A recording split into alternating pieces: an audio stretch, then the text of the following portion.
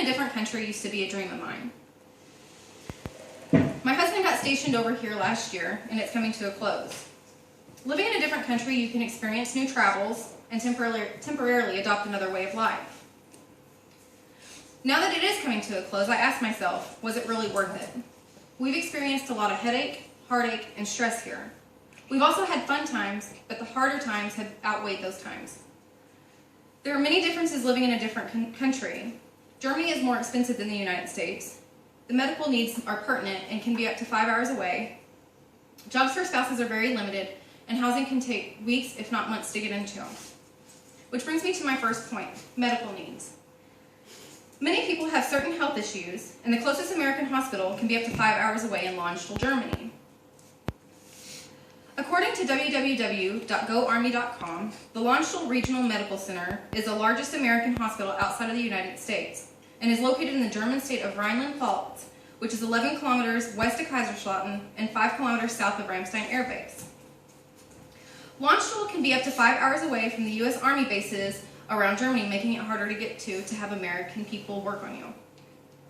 Germans have an agreement to see Americans through TRICARE, but you have to wait for referrals, which can take weeks. And there is always a language barrier.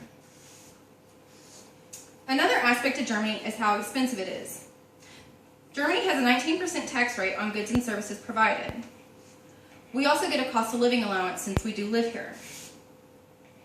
COLA is designed to compensate for a portion of excess costs for non-housing expenses incurred in areas that exceed the average cost of living by more than 8% according to military.com. DefenseTravel.dod.mil says it affects approximately 250,000 service members at 600 locations overseas, including Alaska and Hawaii. Approximately $2 billion is paid to overseas COLA annually. Here I have how COLA is determined. You put in the year you're here, the month, and which pay period is, since there is two. You also put in your locality code or where you're stationed. You then put in your pay grade, the years of service, how many dependents, and if you're living in barracks. This determines how much COLA you actually get extra on top of your paycheck for the cost of living. Another thing that Germany has an agreement with the Americans is the VAT form, since it is so expensive. The VAT form here is what takes off 19% on goods and services. You can use this at grocery stores, you can purchase household appliances, furniture, and you can even use it on services provided by the Germans. With the VAT form, the COLA payment rates are based on regular military compensation, also known as RMC, and spendable income, according to military.com. Germany also has extra expenses and can be expensive, so spouses look for jobs, and it is extremely hard to come by. According to one woman on embracingadventure.com, when you're a military spouse applying to jobs in Germany, pretty much the only option is to work on post due to our SOFA agreement. It means that job opportunities are a little more limited than in the States. It might take you longer than you prefer, and you might have to look for outside of your usual field. In order to apply to jobs here, you have to go to usajobs.gov. And they're usually part-time, limited, and there are many willing candidates, so the job market is that much harder to get into. There's also documents that need to be uploaded. My preference is, as soon as you get orders to come to Germany, is to start looking for a job immediately, since they are harder to come by. One more aspect about Germany is the housing. Housing is limited on post. Therefore, a lot of people live in government off-post housing. This can take weeks or months to be placed into. You have two options here in Germany. You have government housing or private rentals. According to militaryinstallations.dod.mil, housing units are relatively small in size, and one should consider permanent storage of larger items.